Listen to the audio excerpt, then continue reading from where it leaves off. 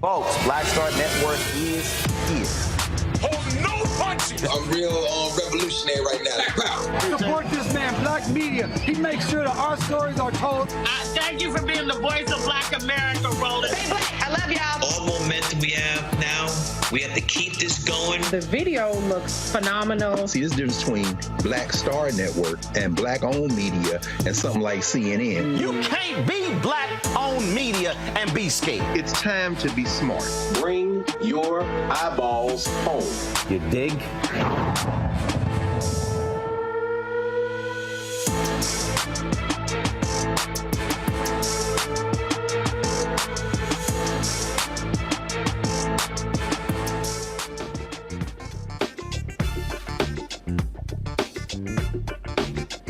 It is Tuesday, June 27, 2023. I'm an attorney, Robert Patillo, sitting in for Roland tonight on Roland Martin Unfiltered. Here's what's coming up tonight, streaming live on the Black Star Network. In a historic decision, the Supreme Court, the Trump-appointed Supreme Court, the ultra-MAGA conservative Supreme Court, the 6-3 majority Republican Supreme Court, sided with progressive groups and voting rights advocates, rejecting a North Carolina bid to overturn centuries of precedent and fundamentally change the way the elections are run in the United States of America. We'll talk to Tamia Booker about this latest Supreme Court decision.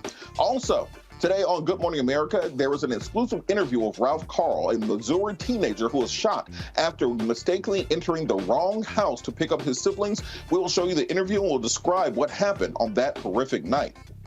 Legendary actress Angela Bassett finally receives her Academy Award, an honorary Oscar that she deserves, and she has met with a divided public opinion. We'll break down this debate. I know you've seen it. CNN has released the Trump tape. The tape of Donald Trump admitting to all the felonies that he is charged with and basically guaranteeing his ass one ride straight to jail. We're going to break down exactly what this means for the Trump campaign and what will happen to Donald Trump. How do you defend what we heard you say directly on tape? It's summer, and finding delicious, refreshing Black-owned drinks is hard. We'll look no further. Today on our Marketplace segment, we will speak to the creator of Jace's Lemonade about his signature lemonade. It is time to bring the funk on Roland Martin Unfiltered, streaming live on the Black Star Network. He's got it. Whatever the miss, he's on it. Whatever it is, he's got the scoop, the fact, the find. And when it breaks, he's right on time and it's rolling. Best believe he's knowing. Putting it down from sports to news to politics. With entertainment just for kicks, he's rolling. It's on go, roll, y'all. It's Roland Martin, yeah.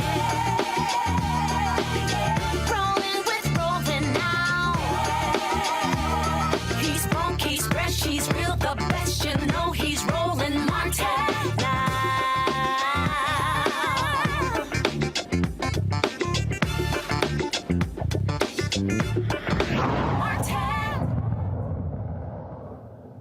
In a stunning 6-3 decision, the Supreme Court today ruled that a North Carolina legislative challenge would not go forward, which would have fundamentally changed the way the elections are running in the United States of America. At its base, this case was based upon a challenge presented by the North Carolina state legislature, arguing that because the Constitution lays out that states alone are in charge of overseeing their own electoral processes, that any review by the Supreme Court of the state of North Carolina, by the Attorney General of the state of North Carolina, by the State Elections Board of North Carolina, should be null and void, and that sole power should lie with the state legislatures in order to determine how elections should be run.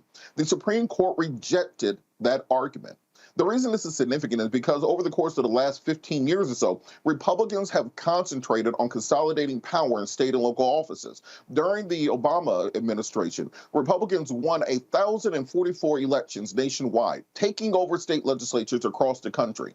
If this challenge had gone forward, fundamentally, those Republican state legislatures would be able to nullify elections, redistrict and change lines. They'll be able to change election dates, impose poll taxes. This would have fundamentally gotten rid of Section 2 of the Voting Rights Act, which has already been weakened by Shelby v. Holder in 2014. This decision by the Supreme Court, along with the Louisiana decision on redistricting yesterday, as well as the Alabama decision on redistricting a week ago, as the most significant upholding of voting rights that we've seen in nearly 40 years in the United States of America. This is a crucial decision, particularly coming from a Republican court. Remember, this court has 3 justices appointed by Donald Trump: Neil Gorsuch, Brett Kavanaugh, Amy Coney Barrett, as well as Clarence Thomas, Thomas Alito, and John Roberts. And they are the court that has decided to uphold voting rights in a way that even the Obama court a decade ago decided Shelby v. Holder would not do. So the reason that this is so important is that it indicates that voting rights will survive and live another day. This takes all doubt away of what may happen in 2024, where Republicans may attempt to submit their own ballots of fake electors as they did in the 2020 election. It re-solidifies the ability of states that have progressive-leaning Supreme Courts to have a veto over things that happen in the state legislature. So the reason I want everyone to pay so much attention to this is because the right to vote, if not protected, goes away. We've seen attack after attack, gerrymandering districts, such as in the Alabama case and the Louisiana case. Those cases took representatives away from African Americans that deserve to be in Congress. In some, the Congress gave us 2 new Black congresspeople in the last 2 weeks. This is a momentous occasion. Joining us to discuss this is founder and managing director of T. Booker Strategies, Tamia D. Booker. Ms. Booker, how are you doing this evening? I'm doing fine. How are you? I'm doing great. Can you talk a little bit about the North Carolina case today and why this is so important for people to understand the significance of this decision? Yes, absolutely. So the first time I was here, I actually talked about this. We talked about the implications of this had it ruled the other way. And you are correct in that this is very significant because the implications would have been horrendous. And it's very shocking, like you said, and exciting to know that at the very least, that this extremist theory was rejected. Our voting rights still need to be protected, and we still need to push Congress to still pass the Voting Rights Act. What's important here to note is that this right-wing extremism, this theory has been projected in many states across the country. And we saw those rulings, as you mentioned, very important at Alabama, Louisiana, and now North Carolina. In North Carolina, they were trying to do everything that you mentioned. And what's important here to note is that this theory was struck down. Correct, yes. And that this doesn't mean that gerrymandering is completely struck down as well. It just means that the state legislatures cannot legislate and dictate federal elections the way they'd like. Correct, right? And so to that end, we need to make sure we stay on Congress to pass the Voting Rights Act and protect us. And so that part is extremely important here. And so in this theory and understanding before that they were really trying to get away with having only 4 representatives in Congress that would potentially be Democrats. With the amount of African-American and Democratic-leaning voters alone in North Carolina, we know that that was not the case. And so it's exciting yet surprising to see here, but we need to be important and we need to note the importance and stay vigilant because this is happening across the South. And yes, Alabama, Louisiana, North Carolina, we'll see this pop up, but it is important to note that. And so let's continue to stay on Congress to make sure the Voting Rights Act reauthorized, and let's continue to make sure that fundamental rights as voters are not stripped. People think of this as being kind of an arcane or peculiar topic that lawyers and academics talk about, but we can just look at what happened after Shelby v. Holder in 2014 and the way that American politics has changed since then. So you could make the argument that we never have a Donald Trump as president if Shelby v. Holder had gone the other way. Can you talk about the significance of these additional seats in both the Louisiana and the Alabama case, in addition to the ruling from today? Yes, it's very exciting to note that both of these seats that we know that will have more representation in Congress in both Alabama and Louisiana. We saw in Alabama in particular, as that because I was a part of the Doug Jones movement, I like to say, in 2017, where we saw Black voter turnout was significant.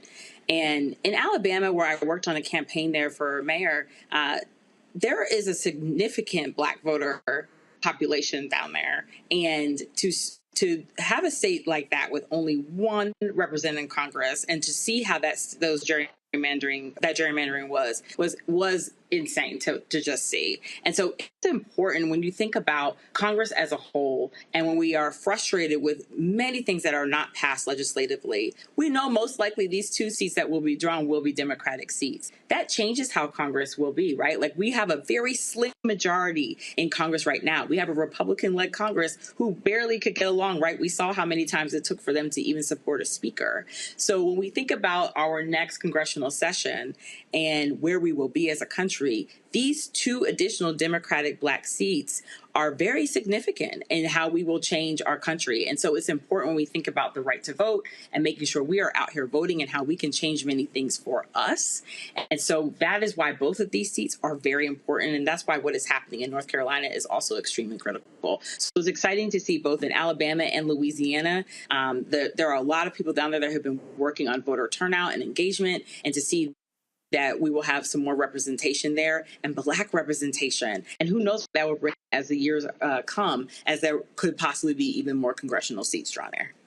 What does it say about the Supreme Court that it appears, instead of the traditional liberal versus conservative split that we've seen going back and forth for the better part of a century, as now we have a three-partite system? On the one hand, you have the three liberal justices. You have Kagan, you have Ketanji Brown Jackson. You also have the other Obama, or Sotomayor. Then on then you have the far conservative wing of the party with Alito, Clarence Thomas. Then you have the Roberts wing of the party, and along with Gorsuch and seemingly Amy Kavanaugh, that seem to be very centrist on these issues. Can you talk about what that might mean going forward, to have a Supreme Court where the same court that decides the Dobbs decision also decides to protect voting rights? What does that mean going forward? Yes, I think it's really interesting, because I think you broke it down very well, where we looked at this as the liberal versus conservative, and I think there's the liberal, there's the extreme, and then there's the centrist. I think it'll be really telling as we look at these cases moving forward. When Alabama came, I barely read it because I was like, my heart was broken, because I knew it was going to go the other way. Then I looked at it again, and I was stunned. So I think it's going to be very interesting to see the changes that will be made on certain ways. And I think there's also a way to view this, right? Especially when you even look at the North Carolina case. If these were Democrats, you have to look at it in that way too. They wanted to make some extreme gerrymandering rules as well. They may have felt that would have also been unconstitutional, right? Because yes, and so there has to be a standard set, and I believe that's where this ruling came from today, is that this cannot be the standard that we set for either party in power. We have to make fair lines that have to be drawn when it comes to voting rights, and I think that's important across the board. So if we're going to protect our democracy, then we need to protect our democracy regardless of party. And I think that is what ended up happening today. And you saw that alignment, with the exception of the extreme, to me, the extremists of the court. And so I think that's what we're going to see. I think when it comes to certain fundamental issues with both parties that are controversial and down the line, I think it's going to be interesting. But I do think when it comes to some of these issues that are critical to the democracy, I think we'll see some more rulings similar to what we've seen over the last couple of weeks. Absolutely. And I think that it bears to mention that two of the justices who are on that extreme MAGA wing of the Republican Party that vote against the voting rights, that vote against everything else, are two of the justices that we know have wealthy sugar daddies that take care of them. You have Clarence Thomas and his sugar daddy. You got Justice Samuel Alito and his sugar daddy. So when we take these people who are being paid basically for their votes, when you take them out of it, it seems that there's a consensus on the court that's important going forward. And I think this North Carolina case may be just below as important as Marbury versus Madison. The reason being that Marbury versus Madison established the principle of judicial review. This case upholds the concept of judicial review when it comes to elections, saying that the state Supreme Courts can overrule state legislatures when they violate the rights of individuals. That is something which is not written into the Constitution the same way that judicial review in Marbury versus Madison wasn't written in. However, it does write it in through the courts, saying that even if you have the most insane Marjorie Taylor Greene legislature, you still have the opportunity to go to the Supreme Court and receive justice. Thank you so much, Tamia, for joining us. Thank you for the conversation, and hopefully we'll have you back when more of these decisions come down. We'll be back after the break on Roland Martin Unfiltered, streaming live on the Black Star Network. Hatred on the streets, a horrific scene, a white nationalist rally that descended into deadly violence. White people are losing their damn minds. As an angry pro-Trump mob storms the U.S. Capitol, we've seen shots. We're about to see the rise of what I call white minority resistance.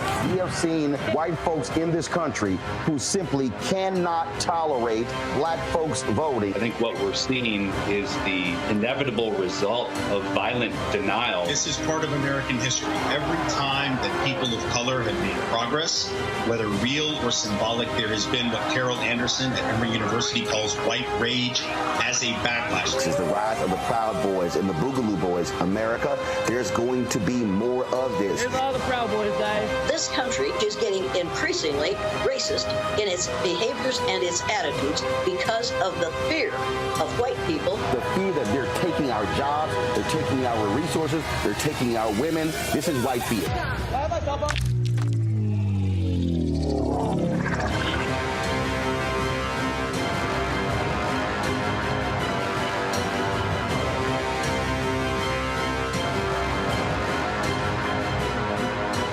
Black Star Network is here. Oh, no punch! I'm real revolutionary right now. Thank you for being the voice of Black America. All momentum we have now, we have to keep this going. The video looks phenomenal. See, this difference between Black Star Network and black-owned media and something like CNN. You can't be black-owned media and be scared. It's time to be smart. Bring your eyeballs home. You dig?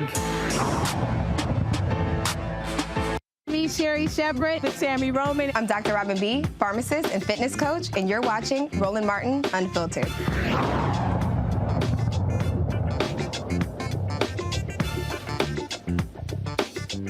Welcome back to Roland Martin Unfiltered. Let's continue this conversation about the Supreme Court hearings, about the North Carolina case from today, as well as the Louisiana case from yesterday and the Alabama case from last week, as well as the upcoming cases, including decisions on affirmative action, decisions on student loan forgiveness, as well as religious liberty. Our panel today, we have Dr. Mustafa Santiago Ali, former senior advisor for environmental justice at the EPA, Randy Bryant, DEI disruptor, Washington, D.C., Joe Richardson, civil rights attorney, joining us from Los Angeles, California. And Joe, I'm going to start with you on this. What was your takeaway from the court's decision today with regards to the North Carolina attempt to ostensibly take over elections for the indefinite future? People, I don't think, understand that our entire democracy could have been gone today if this decision went down differently. No doubt about it, really. And to be perfectly honest with you, it's a bit of a miracle. First of all, perspective is in order, right? Because had they not gutted Section 2 of the Voting Rights Act 10 years ago, we wouldn't be here, because the states in the South that has historically been racist would not have been able to change voting rules without federal approval. So that's thing one. It's part of helping to clean up a little bit of a mess. But that being said, to your point, having something happen that's so ridiculous, historically, the Constitution was written in a certain way. There's two phrases that they focus on in the Constitution related to the regulations of state legislatures, of the states, related to federal elections and carrying them out. And before there were state legislatures with a House and a Senate, et cetera, et cetera, et cetera. This was written in the Constitution so that the states have some say over how the elections go. What they wanted to happen, though, and which is what was advanced with this independent theory, which they like to call it the ISLD, was that If the state legislatures decide to do X or Y or Z, no one else involved in it. The governor can't veto it. The state Supreme Court can't do anything about it and overturn it, even if it's unconstitutional. And the people can't even weigh in with a referendum or something like that, which is ridiculous. And it's been dismissed out of hand a million times over the last 100 years. But with this Supreme Court, folks are bold. Okay, and the reason why they're bold is because they got over on abortion. They got over on voting rights to some extent. And so basically, this would have centralized power where it lies with Republicans. That is with the state legislatures. So even other state electeds, et cetera, and appointed judges, et cetera, would not have been able to do anything about what the legislature decides to do. And so that's why it was really important. And we'll see if that holds going forward. To your point, perhaps we found a little bit of a area here where we can pitch something a certain way, and the not so conservatives, the not as conservatives and not as draconian folks on the Supreme Court will let common sense prevail, as well as as well as Supreme Court precedent. We'll see what happens in the future, but it's extremely important because it would have broke the whole thing down. And you know, on that point, it's an insane thing to say, but Justice Kavanaugh ain't been that bad so far. He's had some clunkers, but in large part, he's come down the right way on many of the decisions. And when you think about his lower court record, him and Merrick Garland on the circuit courts have very similar voting records. And I think Republicans are going to be upset to find out that they have a non-crazy right-wing conservative on the court, but rather a doctrinal moderate. Randy, I want to go to you. So going into the Dobbs decision, we saw so many protests, so many rallies, so much public information around the Supreme Court and their decision. You know, they had to block off streets, evacuate the court, the decision leaked. It was such a big deal. But in this case, which would have fundamentally changed the way that we vote in this country, the last week, the media was chasing a damn submarine. What do you think has to be done to make sure that we are getting people this information on important things that are coming up? We need to somehow find a way to control the majority media so they do not distract us. Many of us said when all that was going on with the submarine that it had to be a mere distraction. Of course, those families have lost their loved ones, but it certainly should not have been 24-hour coverage, particularly when democracy was at stake here. I mean, I think that's why we're seeing the decision that we saw is that it would fundamentally have changed and challenged democracy. I mean, to allow the legislator to absolutely be rogue. We couldn't depend. It would be no reason, almost people would feel no reason to vote. So it was so incredibly major. But I do believe that we are a society now that gets distracted very easily. And I believe the news media is oftentimes aware of that and likes to distract us. This is why, as Roland would say, black media is so important. This is why it's so important that we're able to cover these stories and have these conversations. Because if you let the mainstream media tell it, the only thing going on this week was the submarine and the BET Awards. That's the way they want you thinking. Meanwhile, we almost lost the right to vote in a couple of days. Mustafa, just diving into this a little bit deeper, I wanted to bring the Alabama and the Louisiana cases in also. Conservatives have argued, well, there's no such thing as voter suppression. You guys are making all that up. But the Supreme Court just had to overturn two districts in two separate states that add 2 additional black representatives to the Congress. What do you think it means to, one, have 2 more black representatives in Congress coming up, but 2, kind of confirming what we've been saying, that there are efforts by state legislators around the country to limit the voices of black people? Well, it's incredibly important. You know, representation matters, as we often talk about, to have the possibility, at least, of having 2 new African-American members there on Capitol Hill, making sure that folks are being represented in a way based upon what the needs are inside the communities that they come from. So that part is incredibly important. We also have to pay particular attention. These cases are so important. And if I could just answer also the last question that you raised, you know, all of our institutions should be doing a better job of actually educating folks on how important the courts are, on how important democracy is, so that folks have, it becomes a part of nightly conversations around the dinner table or after church or after the mosque or the synagogue or wherever you might go.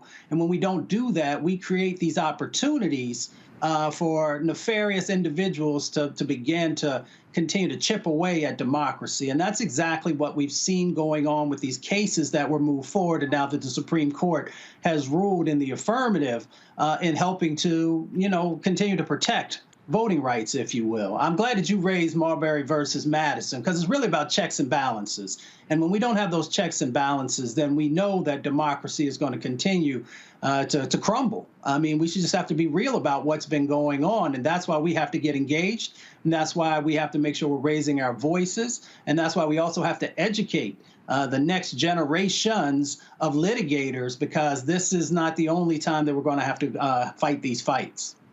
Absolutely. And on my social media today, I saw a lot more posts about Sexy Red and Krishan twerking to Pound Town than I heard about the Supreme Court upholding the right to vote. We got to make sure that we are helping this to penetrate through into the pop culture zeitgeist for people to understand your right to vote is not guaranteed. It is still under attack every day. Joe, I want to turn to some of the upcoming cases that we're expecting decisions on. What do you expect to happen in the affirmative action cases with colleges and universities? Well, I would love to be surprised again, but most of us seem to think that affirmative action is going to go away, so that race cannot figure in at all. It had been whittled away and picked at and nibbled at for quite some time. You go back to Bakke and you go to some of these other cases where we're dealing with Michigan Law School, University of Michigan Law School, and some of the other cases in the mid-'90s, late 90s, go into the 2000s and the 2010s. And so there is a feeling that with this Supreme Court, at the very least, they'll do 5-4. Now, again, I'd love to be surprised and love to be wrong about this, so that race cannot be a consideration at all in college admissions. That seems to be where we're going. Voting rights is one thing, but, they've been picking at affirmative action for a while, so it wouldn't be a surprise if that's what ended up happening. And it's an interesting time for that, and we'll see what that does in terms of other accommodations. We've got other cases that are coming down, related to these racial issues, and so therefore we'll see what happens. But the sentiment seems to be gone for having affirmative action be being Black, being Hispanic, whatever the case may be, being a consideration in college admissions, and they expect it to go away. I would love to be wrong, though. But people who don't think this is a big issue, remember in California, they got rid of affirmative action already. After they got rid of it, Black enrollment at UC Berkeley dropped by 50%, and it has never rebounded. Randy, well, we only have about a minute left. What do you think happens in the student loan cases? No, it's not just the student loan cases. I not to ignore your question, but I just want to say that, yes, affirmative action probably is going to go away. And what makes me so angry about it is they're not talking about the how people are put in legacy. All the legacy admissions. Almost 37% of Harvard new students are from legacy, which of course we didn't have the luxury to be legacy students. And so it's just interesting to me. I really want the audience out there to understand how just this is planned out, how strategic they are being to ensure that we don't become more successful in this country, because we do know one of the major ways is to get a college education. So by blocking our ability to get in these schools, they're blocking our ability to be more economically successful. So again, I think it's important that people recognize how important these decisions are and how much planning goes into it's strategic to block us from these schools and to block us from ultimate economic success. Look, at most deaths said you start keeping pace, they start switching up the tempo. They try to attack the vote. They try to keep us out of schools. They don't want us reading, all those things. But then they will swear up and down there's no such thing as systemic racism. I'm talking to you, Tim Scott, that dumbass speech you made this week. How do you say that there's no systemic racism as there are Klan rallies happening around the country and they are attacking voting rights and the and educational reform in the Supreme Court? You're making a fool out of yourself. I understand you want to be president. You don't have to be a fool. On that student loan case, my prediction is, it's my own question, my prediction is it will be thrown out on standing. and Joe Biden's student loan reform would actually go forward. Mustafa, before we run out of time, there's another case on the issue of religious liberty out of Colorado, a baker who says she does not want to do a website front page for gay couples, and because of that, she's challenging it in the Supreme Court. What people don't understand is if they rule in her favor, she's right now saying, I don't want to, on religious and free speech grounds, I don't want to work with gay people. Well, then you can have a bed and breakfast that says, well, black people are the descendants of Ham, and I don't want them in my bed and breakfast either. You can have a restaurant that says, well, I don't want Jewish people in my restaurant because the Jews killed Jesus. And therefore, you're basically resegregating America based on a website designer cake case. What do you think happens in that case?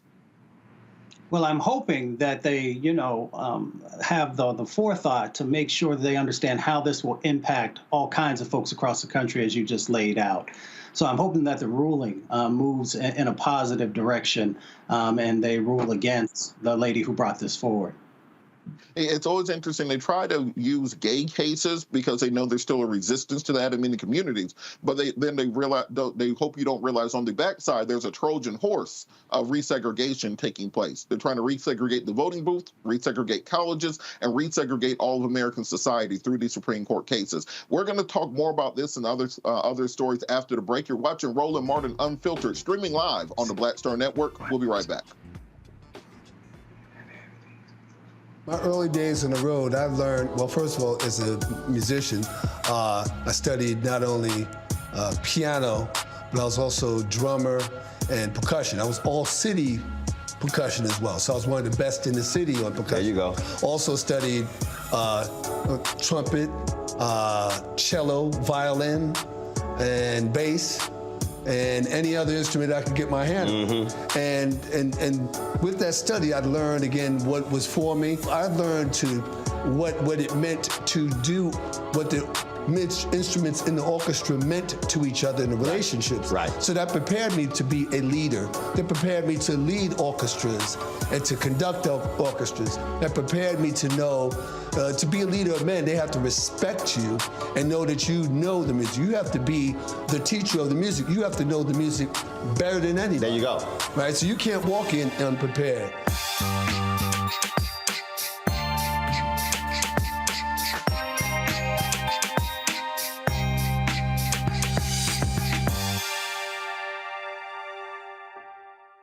When you talk about blackness and what happens in black culture, we're about covering these things that matter to us, speaking to our issues and concerns. This is a genuine people-powered movement. There's a lot of stuff that we're not getting. You get it, and you spread the word. We wish to plead our own cause. Too long have others spoken for us. We cannot tell our own story if we can't pay for it. This is about covering us. Invest in black-owned media. Your dollars matter. We don't have to keep asking them to cover our stuff. So please support us in what we do, folks. We want to hit 2,000 people, $50 this month, raise $100,000. We're behind 100,000, so we want to hit that. Y'all money makes this possible. Check some money orders. Go to P.O. Box 57196, Washington, D.C. 20037-0196. The Cash App is $RM Unfiltered. PayPal is R Martin Unfiltered. Venmo is RM Unfiltered. Zelle is Roland at RolandSMartin.com. Hi, my name is Freddie Ricks. I'm from Houston, Texas. My name is Sharon Williams. I'm from Dallas, Texas. Right now, I'm rolling with Roland Martin, unfiltered, uncut, unplugged, and undamn believable. You hear me?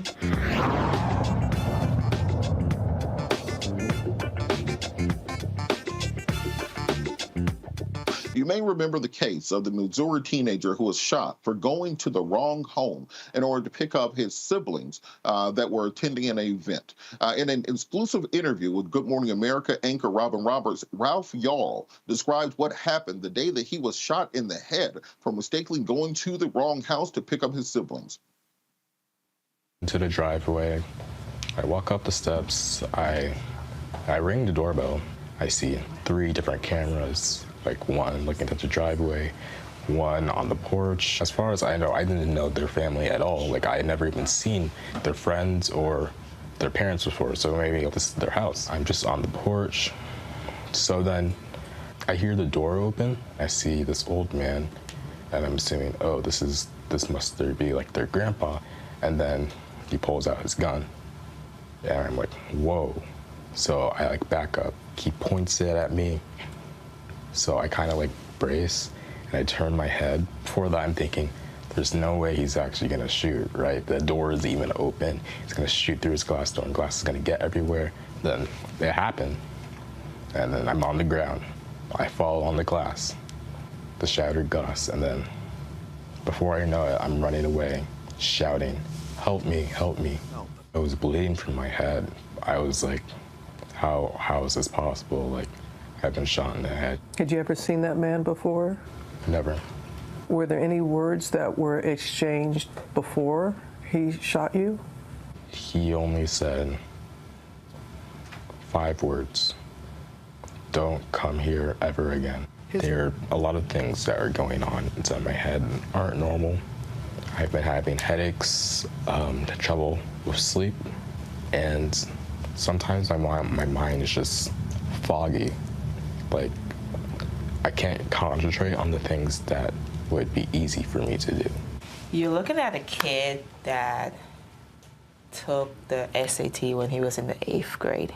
And now his brain is slowed. So physically he looks fine, but there is a lot that has been taken from him. What do you want people to know about you, Ralph? I'm just a kid, not larger than life, because this happens to me. I'm just gonna keep doing all the stuff that makes me happy and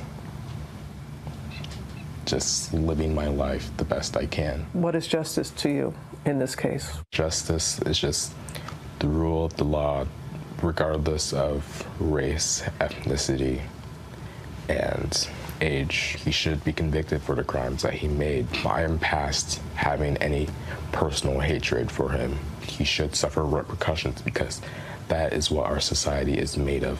Trust in each other and reassurance that we can coexist together in harmony. Andrew Lester is charged with 1 count of felony assault in the first degree and 1 count of armed criminal action. Lester pled not guilty and was released on April 18th on a $200,000 bond. You don't have to have $200,000 for a $200,000 bond. You need 10% of that. Or if you don't have a criminal record, you can usually get a signature bond in many cases that will allow you to go home.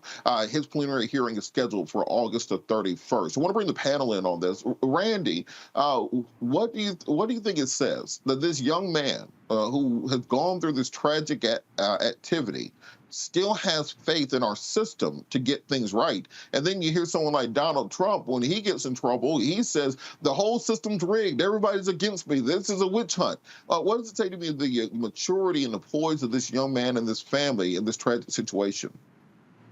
He has a better brain and a better heart than Trump, obviously. His parents should be just so incredibly proud of this young man. I every time I see him, it just breaks my heart that he was trying to do what any of us would ask our children to do, to go and pick up their siblings, and that he almost died. And that, but, you know, and this is a kid who's a good kid. You know, I believe as Black Americans, we try to educate our children and try to make it where they're almost perfect, so this will not happen to them. And here you have a child who is playing multiple instruments, who is in honors classes, who is just doing everything right. And still, because of racism, clearly racism, because of just this anger this man had against us, he was shot. And so it's just heartbreaking, but it should speak to America. How dare someone suggest that we don't still face racism in this country every single day? And it's not just the damage that's done to him, but the damage that's done to all of us parents out here, not just parents, aunts, uncles. I mean, those are our children. And what can we do if we can't even get them to go in our own neighborhoods to pick up our siblings?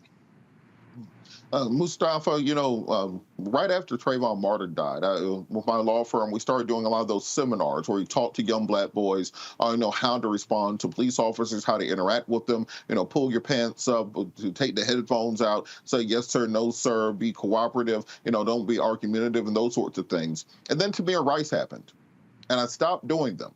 The reason being that we should not have to change who we are to make someone else see our humanity.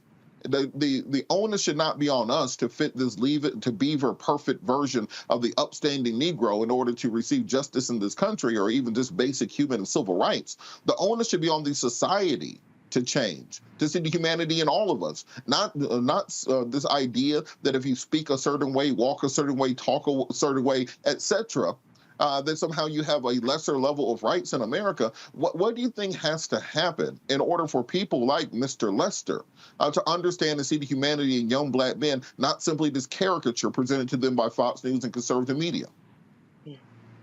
You know, to be quite honest, I think there are some people who will never see us as human. They will always see us as less than human. They will see our children as not children, but sometimes as adults. They will continue to see black and brown folks as a threat. And when that is the case, then we're dealing with this very, very difficult situation. But with that being said, through continued education and making sure that folks like DeSantis and Abbott and others who don't want our story out there of how amazing folks are in our community and have continued to be, will play a critical role in helping folks to rehumanize, if you will. We also got to make sure that when folks do these types of injustices, that they are held to the full letter of the law. And yes, you know, folks will say, well, the gentleman is 84 years old. Well, we've seen often folks who come from our communities who may be in their 70s or 80s who get convicted and are sent to jail.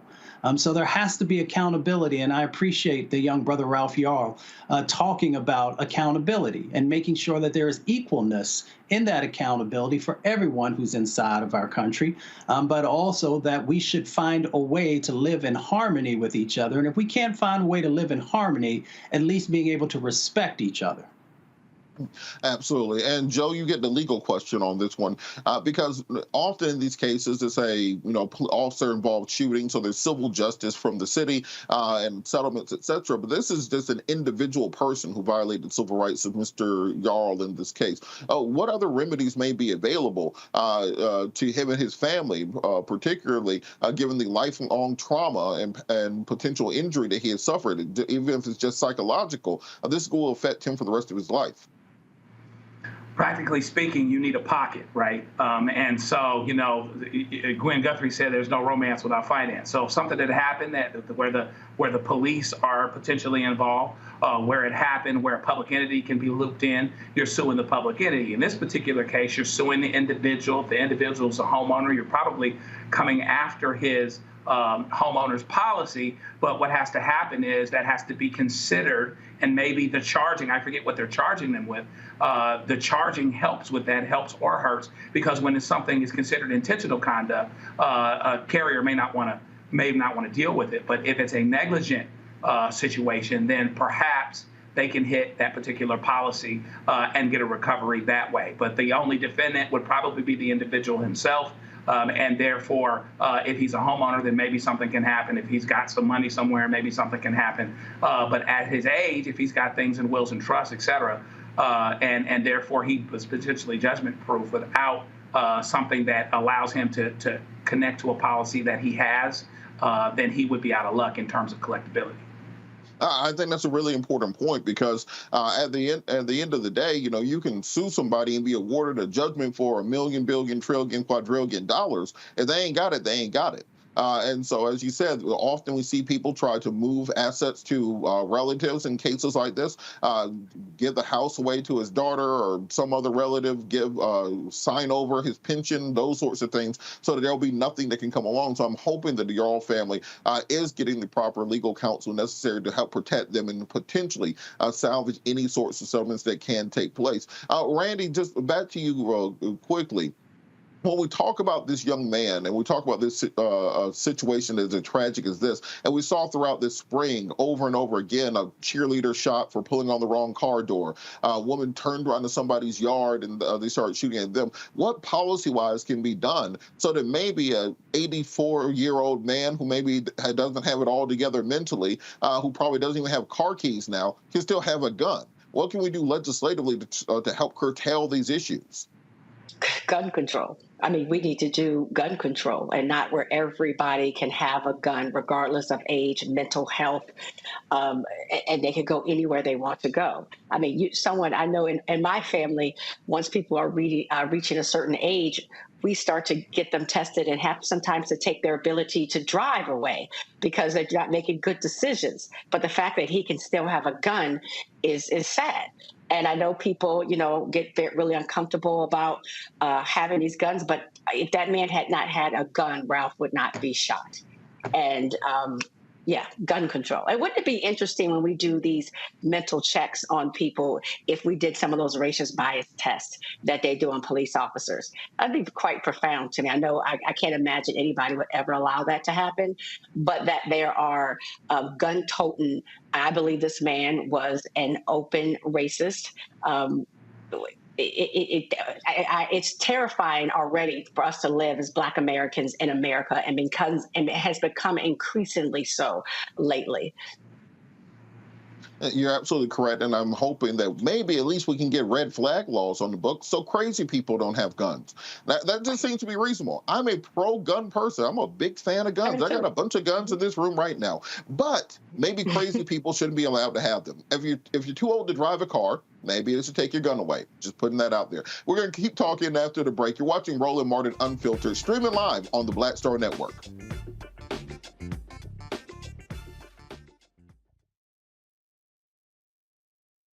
On A Balanced Life with me, Dr. Jackie, a relationship that we have to have. We're often afraid of it and don't like to talk about it. That's right, we're talking about our relationship with money. And here's the thing, our relationship with money oftentimes determines whether we have it or not. The truth is you cannot change what you will not acknowledge. Balancing your relationship with your pocketbook. That's next on A Balanced Life with me, Dr. Jackie, here at Black Star Network. On the next Get Wealthy with me, Deborah Owens, America's Wealth Coach, I'm sure you've heard that saying that the only thing guaranteed is death and taxes. The truth is that the wealthy get wealthier by understanding tax strategy. And that's exactly the conversation that we're going to have on the next Get Wealthy, where you're going to learn wealth hacks that help you turn your wages into wealth. Taxes is one of the largest expenses you ever have. You really got to know how to manage that thing and get that under control so that you can build wealth. That's right here on Get Wealthy, only on Black Star Network. Hello, I'm Jamia Pugh. I am from Coatesville, Pennsylvania, just an hour right outside of Philadelphia. My name is Jasmine Pugh. I'm also from Coatesville, Pennsylvania. You are watching Roland Martin Unfiltered. Stay right here.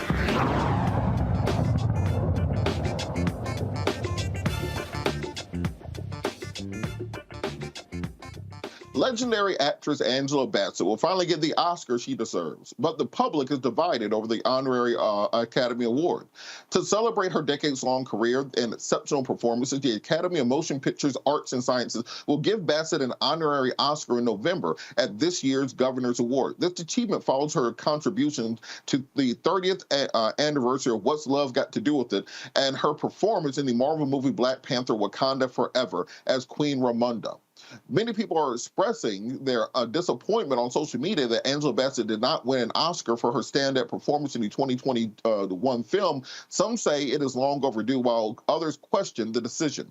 One tweet from user Kelly_23 states, Angela Bassett awarded an honorary Oscar for someone who played Katherine Jackson, Tina Turner, Rosa Parks, Akila's mama, Wakanda, etc., to receive an honorary Oscar award. That is so disrespectful. That is like a participation trophy.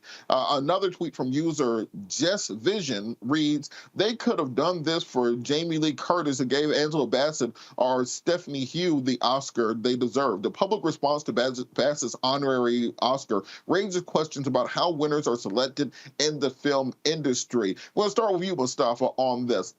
This was such a big controversy last year, where Angela Bassett had an award-worthy performance, Queen Ramonda and Wakanda Forever. We all know her catalog of movies throughout the year, but it seemed that the Oscars had an interest in promoting a certain dynamic. This year will be about the foreign directors. This will be about Asian Americans. This will be about LGBTQ people. And it seems that instead of picking who's best at what, it's as if they're trying to paint together a diversity collage, forgetting what the actual point of the awards are.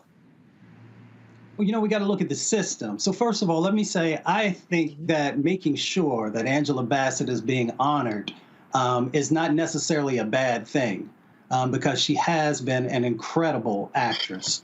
So I honor that. But then you got to swing around and actually look at the system, because that's where people should be focusing their energy, because that's where real systemic change is going to happen, and being able to put the pressures that are necessary to make sure that there's the education that's happening in that space, and then to also be very clear with folks that if you're not going to support in an honest way Black actors and actresses, then we are no longer going to utilize our dollars in that space. Now, of course, we want to continue to be able to support them financially, but you have to make some decisions about how you're actually going to change the system. And when I see people getting upset about the surface stuff and not also utilizing the same level of energy to dive deep on how do you really change things, then I think we're missing an opportunity. Absolutely. Randy, on this point, we've said for years as the Black community that we need to stop being validated by these outside groups. Stop waiting for other people to say that your work is valid or not, that we should have our own sorts of award shows and our own apparatuses to honor each other.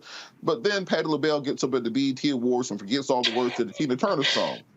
Where's the balancing act in this, where we're not trying to, one, be completely beholden to what Hollywood says, but then, you know, the BET Awards were a hot mess. Okay, yes.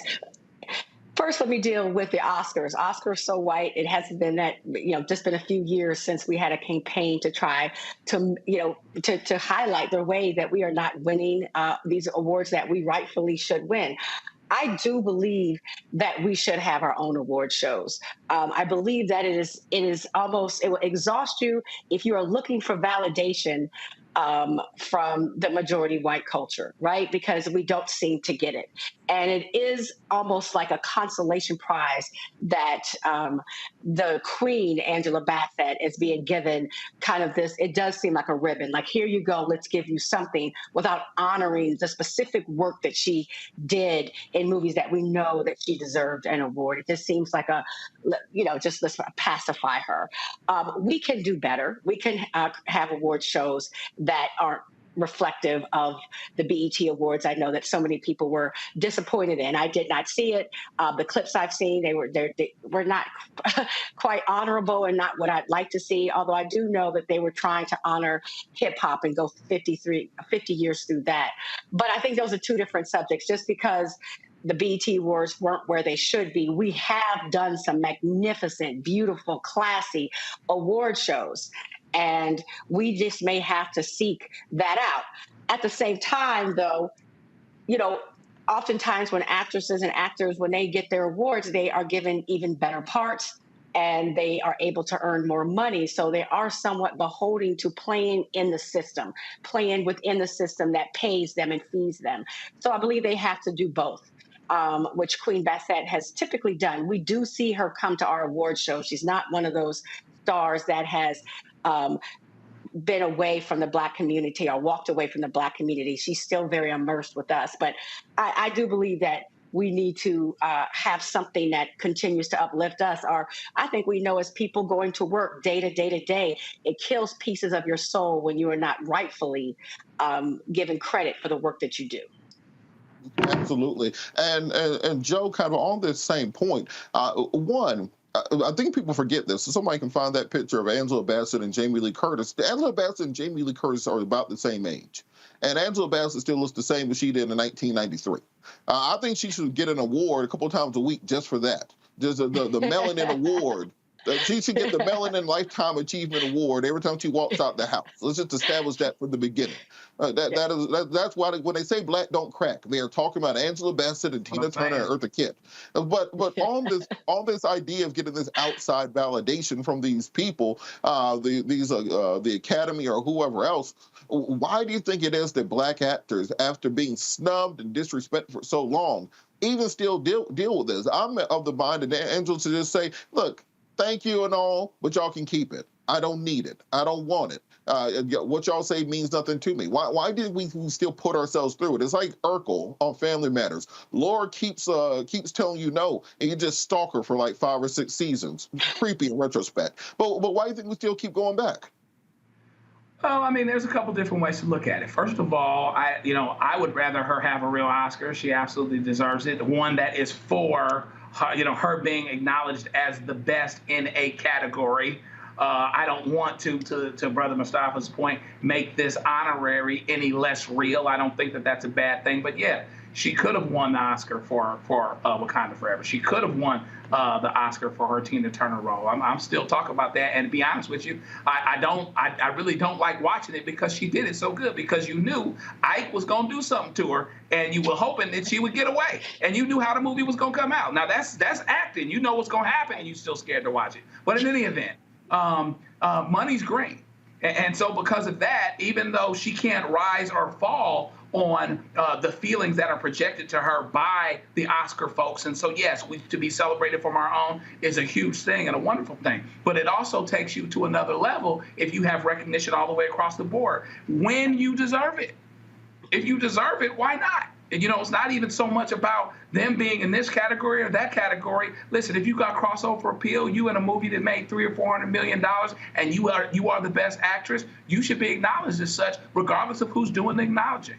And so, therefore, to me, to my mind, so yeah, I wouldn't let the sun rise or set on it, because now you holding your breath. Next thing you know, you're going to be disappointed and dead. That's not good. But at the same time, money's green. And so she's getting $450,000 an episode for the TV the work that she does. And maybe it's a little less true in terms of her not having made it, her not doing well as she could be doing. But it takes you to another level, and it opens the doors for others of us. And so it's important that way. If it's deserved, it's deserved.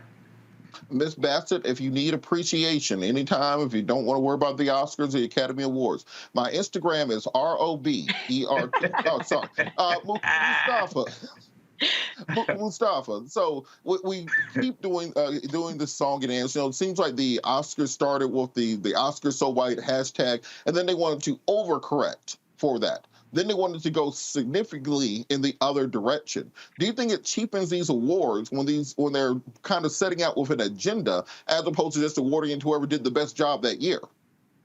Yeah, I was an athlete in college, and I wouldn't want anybody to just, give me something because I was the only brown person there or something along those lines. So I think it cheapens it if it's because you have not truly earned it. But when it comes to Miss Bassett, we know that she has earned it. If anybody saw that role she did when she played Betty Shabazz, it was just amazing. And she has actually been, represented many of our female leaders there on the screen. So she deserves whatever accolades she receives. But let me just say this also, Robert.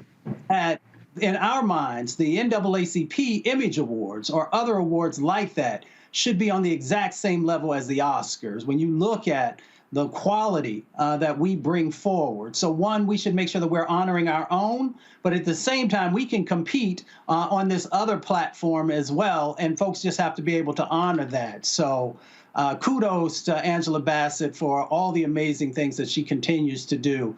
And that's the thing we often forget. So she has an honorary Oscar award. She's not going anywhere. She is still going to continue to put out high quality content. And we should make sure that we get behind, because there are these campaigns that help people to get across the finish line for the Oscars. So we should make sure that we are utilizing our ability to push and support in those spaces for both Miss Bassett and other Black actors and actresses who deserve that recognition. And Randy, one of the things I think about with Angela Bassett is you've seen other actresses basically sell out and debase themselves in order to win these awards. You know, they want you to get naked on screen. They want you to be abused by a white man or something. They want you to play a slave somewhere crying. But Angela Bassett never did that. What does it say about her as an individual that she was never willing to stoop to what they wanted in order to win one of these awards? Yes, that's why I keep calling her queen. I believe that she has standards of how she wants to represent Black women. And if you look at every role, while she shows some something where we've had to overcome, she always shows us to be strong. That's why we, love her so much. She's consciously done that. So I would think in her mind, she probably doesn't put too much weight in these awards, but I like the fact that she showed that she was disappointed I like the fact that she didn't smile. I mean, Jamie Lee Curtis, I believe, only acted in that movie for something like 8 minutes. She was barely in that movie. She wasn't carrying a movie so much like Angela Bassett was. But so I like the fact that she just showed, like, I know the deal. I'm here. I'm gonna play the game, but I know the deal. She's a queen. She's a queen. And I will protect you. Vance, I don't hope Vance doesn't come for you though after you gave out your IG. Hey, look. I'm just saying. There's some things that just have to happen in life. And if I got to take an answer for Angela Bassett, that's one of them. All right, we'll be back after the break. Calling 404. Sorry. We'll be back after the break. You're watching Roland Martin Unfiltered, streaming live on the Black Star Network. We'll be back after the break.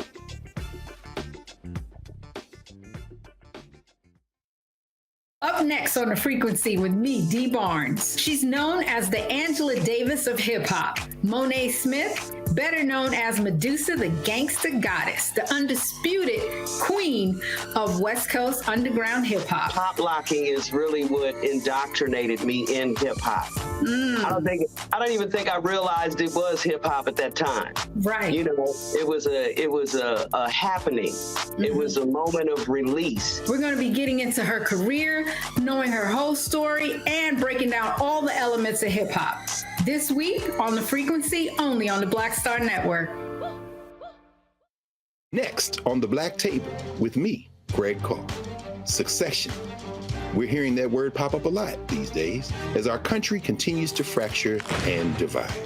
But did you know that idea, essentially a breaking up of the USA, has been part of the public debate since long before and long after the Civil War, right up to today? On our next show, you'll meet Richard Crichton, the author of this book, who says breaking up this great experiment called America might not be such a bad thing. That's on the next Black Table, right here on the Black Star Network. Hey, what's up? It's Sammy Roman. Hey, it's John Murray, the executive producer of the new Sherry Shepherd Talk Show. It's me, Sherry Shepherd, and you know what you're watching, Roland Martin Unfiltered.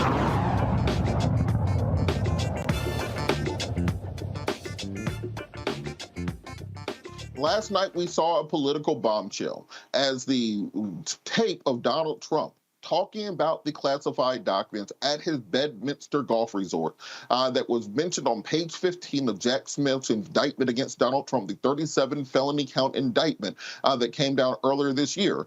Well, the actual audio tape leaked, and it was far worse than you can even think. And we're going to go to the tape. That was your coup, against you. Well, it started right at the beginning. When Millie's talking about, you were going to try to do a coup. No, they were trying to do that before you even were sworn in. That's right. Trying to overthrow your election. Well, with Millie, let me see that. I'll show you an example. He said that I wanted to attack Iran. Isn't it amazing? I have a big pile of papers. This thing just came up. Look. This was him. They presented me this. This is off the record, but they presented me this. This was him. This was the Defense Department and him. Wow. We looked at some. This was him. This wasn't done by me. This was him. All sorts of stuff. It's pages long. Look. Wait a minute. Let's see here. Yeah. I just found, isn't that amazing? This totally wins my case, Mm-hmm. Except it is like highly confidential, secret. This is secret information. Look at this. You attack, and Hillary would print that out all the time, She'd send it, no, she'd send it to Anthony Weiner, the pervert. By the way, isn't that incredible? Though? Yeah. I was just saying, because we were talking about it, and he said he wanted to attack Iran and what? These are the papers. This was done by the military, given to me. I think we can probably, right? I don't know. We'll have to see. Yeah, we'll have to try to figure out See, as president, I could have declassified it. Now I can't, but this is classified. Now we have a problem. Isn't that interesting? Yeah. It's so cool. I mean, it's so. Look, here I have. And you probably almost didn't believe me, but now you believe me. No, I believe you. It's incredible, right? No, hey, bring some Cokes in, please. That is the former president of the United States of America, casually laughing and talking with a room full of people while ordering Diet Cokes, looking at classified military documents. The reason we know they are classified military documents, because he said, these are classified military documents. And then, not only did he say they're classified military documents, then he goes the extra step of even saying, these are not declassified. I could have declassified them as president. I can't classify them now. He said that. What was the purpose of even saying that? That doesn't just come up in regular conversation. And the reason that this is significant in the Trump case is those documents still have not been turned over to the federal government. Those battle plans, those attack plans to attack Iran, those were not discovered during the Mar-a-Lago raid. And Donald Trump has not voluntarily turned them over. So that means one of two things. Either A, he lost the battle plans to attack Iran and they're just sitting around somewhere next to the omelet bar at Mar-a-Lago, or B, he sold them to a foreign power in order to handle some of the presidential debt that he has. There is not another possibility. Those are the only options. And so the fact that President Trump still has not turned over the battle plans to attack Iran means that his charges could go from these simple Espionage Act charges to a charge for treason, which is what it would be if it's determined that he turned these documents over to a foreign power. But yet and still, the president is denying any wrongdoing or liability in this case. Let's play a little bit of President Trump's response. I said it very clearly. I had a whole desk full of lots of papers and mostly newspaper articles, copies of magazines, copies of different plans, copies of stories having to do with many, many subjects. And what was said was absolutely fine and very, very perfectly. We did nothing wrong. This is a whole hoax. This is just like the Russia deal. This is like the fake dossier. The dossier was a fake. It's all been a big fake. Ukraine. We went through these things ad nauseum, and this is 7 years of this stuff, and now this one. And the one who's done it wrong is Biden. He has 850 boxes all over the place. Nobody even knows where they are. He's got many boxes in Chinatown, D.C. What are they doing there? And he's accepting money from China. He's got boxes all over the place. I'm covered by the Presidential Records Act. I'm covered also by the Clinton Sox case. It's a very important case. It's law. And we did absolutely nothing wrong. This is just another hoax. It's called, I would say, election interference more than anything else. It's a disgrace that they can do it. Next question. But everything was fine. We did nothing wrong, and everybody knows it. You're not concerned then with your own voice on those recordings? My voice was fine. What did I say wrong on those recordings? I didn't even see the recording. All I know is I did nothing wrong. We had a lot of papers stacked up. In fact, you could hear the rustle of the paper, and nobody said I did anything wrong, other than the fake news, which, of course, is Fox, too. Are there any other recordings that we should be concerned of? I don't know of any recordings that you should be concerned with, because I don't do things wrong. I do things right. I'm a legitimate person. I'm not like Biden that gets hundreds of millions of dollars from people and countries and says, we won't give $1 billion, but you got to get rid of the prosecutor. And then guys like you don't do anything about it because nothing happens. Now, we do things right, so I don't care about any recordings. Supreme Court. So a couple things I need to correct there, Mr. President. One, the Presidential Records Act covers presidential records. It does not cover national security documents. because that's not a presidential record. If you scribbled some notes on your own notepad, that's a presidential record. If you wrote a letter to somebody or someone wrote a letter back to you, that's a presidential record. If you're narrating things for your autobiography or to go into your presidential library, those are presidential records.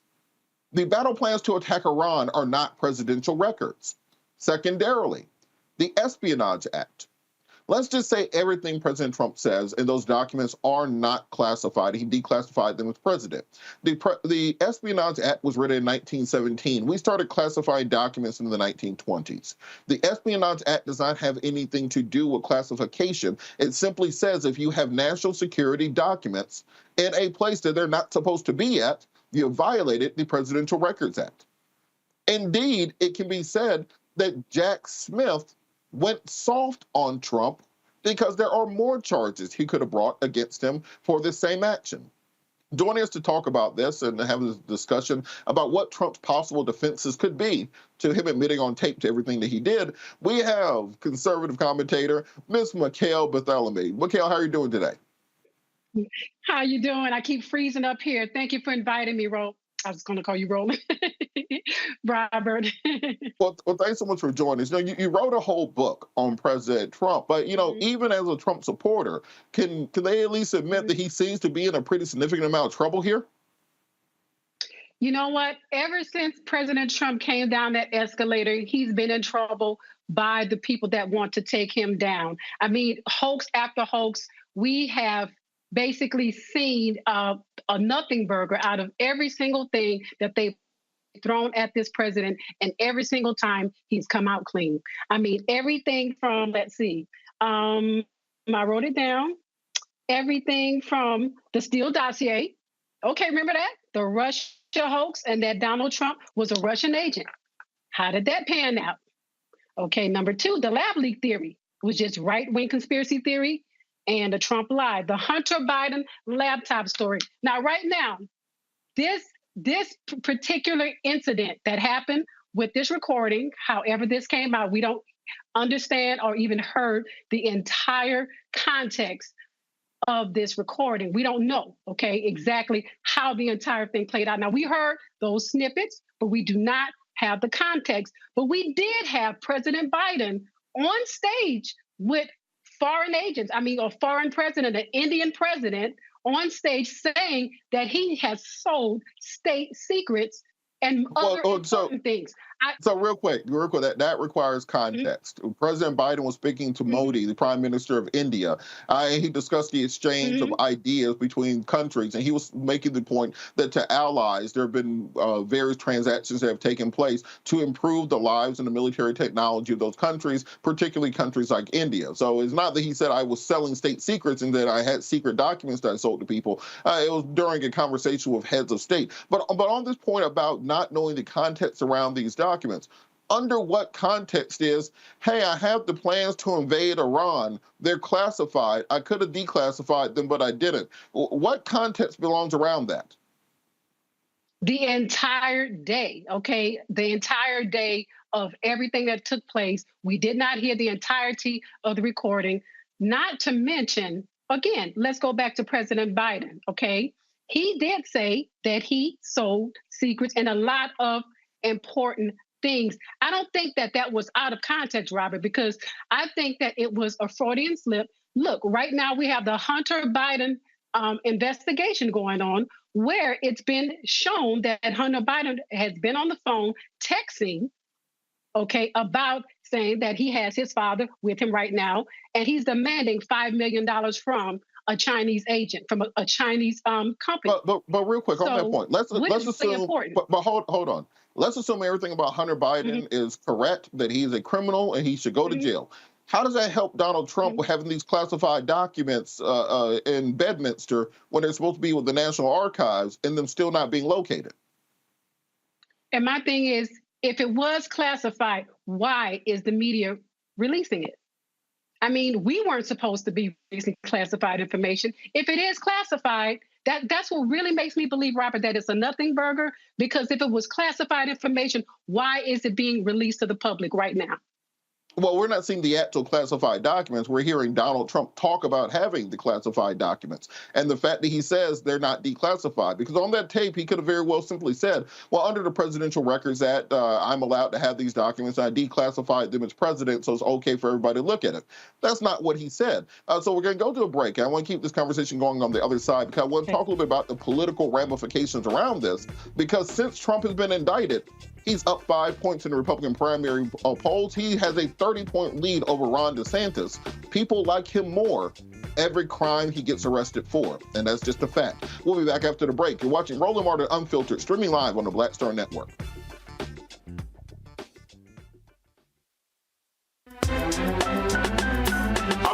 Muhammad, live from LA. And this is The Culture. The Culture is a two-way conversation. You and me. We talk about the stories, politics, the good, the bad, and the downright ugly. So join our community every day at 3 p.m. Eastern and let your voice be heard. Hey, we're all in this together. So let's talk about it and see what kind of trouble we can get into. It's The Culture, weekdays at 3, only on the Black Star Network. Hatred on the streets, a horrific scene, a white nationalist rally that descended into deadly violence. White people are losing their damn minds.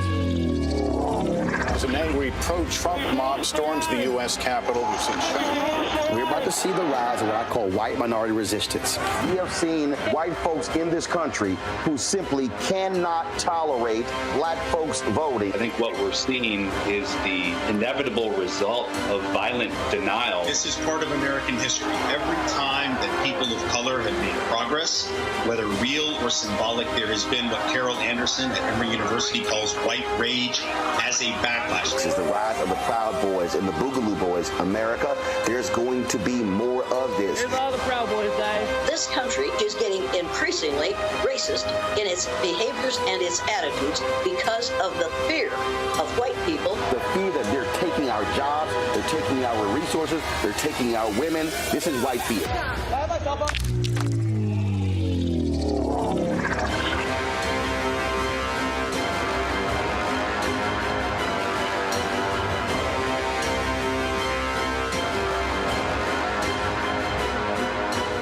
What's up, Geek Tony in the place to be. Got Kicked Out Your Mama's University, creator and executive producer of Fat Tuesdays, a hip-hop comedy. But right now, I'm rolling with Roland Martin, unfiltered, uncut, unplugged, and undamn believable.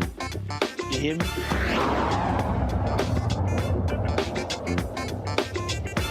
Welcome back. We're still talking about those Trump tapes that leaked to CNN last night. I want to talk a little bit about the Iranian battle plans and why this is so significant, just to give context to the audience. So if you remember back during the Trump administration, there was an airstrike that President Trump launched to kill Iranian General Soleimani. That airstrike took place from secret U.S. military bases located in the Persian Gulf in Saudi Arabia, Kuwait, and Qatar. These battle plans would have the locations of those secret military installations on them. It also would have the locations of naval assets that we have in the Straits of Hormuz and patrolling the Persian Gulf. It would tell the locations where special forces are located within the peninsula and in theater, because those would be the first actors to interdict in this situation. It would have the names of U.S. assets inside the Iranian regime who are working and cooperating with the U.S. government as assets to assist us as covert agents. That information will be inside of those attack plans. It would have the location of U.S. air bases that are currently unlisted that will carry out airstrikes against the Iranian regime. It would also have the name of any internal rebel forces that we are working with, who we can ally ourselves with to be similar to what happened with the Taliban during the Mujahideen during the Afghan-Russian war, where we worked with the Mujahideen at that time because they were our allies within theater working against the Russians. All those things will be included in those Iranian battle plans, and we have no idea where they're currently located. We don't know. He did not turn them back over to the FBI, did not turn them over to the National Archive. They were not discovered in Mar-a-Lago. So, Mikhail, I want to bring you back into this conversation. Do you think it is a danger that these documents are out there, and why hasn't Trump returned them yet? Well, this is why there is an investigation, because we do not have the details as to everything that is going on. Again, that recording was not in its entirety. Now, I know that you're saying that he said specific things, but at the same time, we do not know the context. And from what I understand, that recording, who recorded this? Robert, who recorded it? At the time, President Trump's chief of staff, Mark Meadows, had a writer with them to work on his memoirs.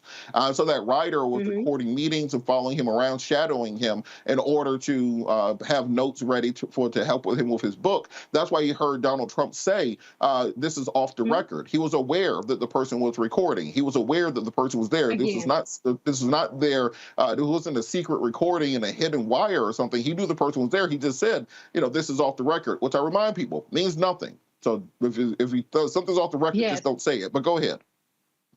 Absolutely. So that's what I just wanted to hear you say, it, that he knew that this was being recorded. So obviously there was nothing there.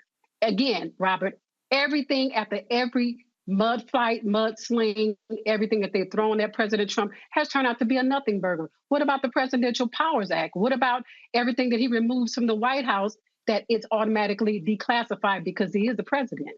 I don't see them going behind any other president. This is the only president that has been attacked and persecuted over and over again. Again, I think that this is going to turn out to be a big nothing burger. It's another hoax. Okay, and so just because we're running low on time, politically, we've seen Donald Trump's support increase the first time he got indicted by Alvin Bragg in Manhattan, and then he had a 5-point jump to 51% in the Republican primary polls after this last indictment. What does it say about the Republican Party that the more he gets arrested, the more they support him? It says a lot about the left and the media and everyone that has come against this man, that you guys have made him, the left, have made him a martyr. Now, we know that that is a powerful thing, that when you martyrdom or martyrize someone, that you make them even more powerful. Guess what? The conservatives, we know what's up. We've seen the Russia hoax fall apart. We've seen everything fall apart. We saw when they said that Hunter Biden's laptop was a hoax and Russian disinformation. We've seen that be a lie. Just about every single thing, again, Robert, that has been thrown at this president has fallen apart. And this is why the American people have lost faith in the DOJ, the White House, and the media because of these attacks. So this is one reason why his popularity is increasing. All right, I want to bring the panel in. Randy, do you have a question for Mikkel?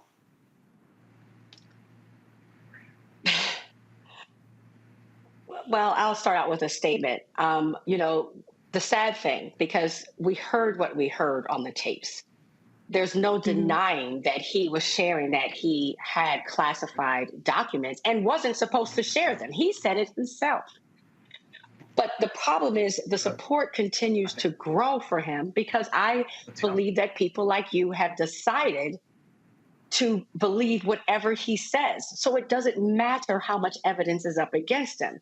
If you wrote a book that said President Trump is not racist, after he was went after by the Department of Justice back in the 1970s, after we have the birther theory, and he attacked President Obama and Vice President Kamala Harris, questioning if they were even citizens of this country because they were Black Americans, after he said a Mexican judge should recuse himself, after he said that on tape, well, hold up. He didn't want Black people counting because they were Black. You're saying that.